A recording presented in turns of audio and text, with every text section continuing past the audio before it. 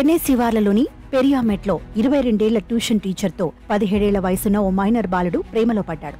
ఇటీవలి కాలంలో ఆమె తనను దూరంగా పెట్టిందనే కోపంతో వినూత్న పద్ధతిలో వేధింపులకు పాల్పడ్డాడు. ఆ యువతి పేరిట వాళ్ల ఇంటి చిరునామాకు వందలాది క్యాష్ ఆన్ డెలివరీ ఆన్లైన్ ఆర్డర్లు 77 సార్లు ఓలా, ఊబర్ రైడ్స్ ను బుక్ చేసి వేధించాడు. ఆ ఆర్డర్స్ తో వచ్చేవారికి సమాధానం చెప్పలేక ఆమె కుటుంబం సతమతమైంది. చివరకు ఎవరో గుర్తు తెలియని ఫోన్ నెంబర్ నుంచి తమ కుమార్తెను వేధిస్తున్నారంటూ ఈ నెల 2న కుటుంబ సభ్యులు చెన్నై సైబర్ క్రైమ్ పోలీసులను ఆశ్రయించారు. తన కుమార్తెకు అనుమానిత ఫోన్ నెంబర్ ద్వారా అమెజాన్, ఫ్లిప్కార్ట్, స్విగ్గీల నుంచి క్యాష్ ఆన్ డెలివరీ ఆర్డర్స్ ద్వారా ఇంటికి ఏవేవో వస్తువులను పంపిస్తున్నారని ఫిర్యాదులో పేర్కొన్నారు.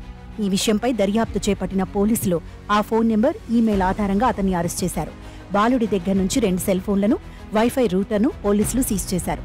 ఆ తర్వాత కోర్టులో హాజరుపరచగా మానసిక ఆరోగ్యం గురించి బాలుడికి కౌన్సిలింగ్ చేయాలని ఆదేశాలు జారీ అయ్యాయి. ఈ కేసులో నిందితుడిగా ఉన్న 17 ఏళ్ల బాలుణ్ణి పోలీసులు విచారించగా అసలు విషయం బయటపెట్టాడు. ఆ యువతి దగ్గరికే తాను ట్యూషన్కు వెళ్లేవాణ్ణని చెప్పాడు.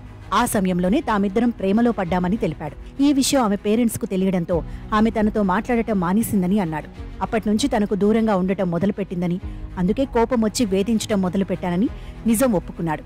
కోపంతోనే అమెజాన్, ఫ్లిప్కార్ట్, స్విగ్గీల నుంచి వాళ్ల ఇంటికి వందలాదిగా క్యాష్ ఆన్ డెలివరీ ఆర్డర్లు పెట్టానని చెప్పాడు.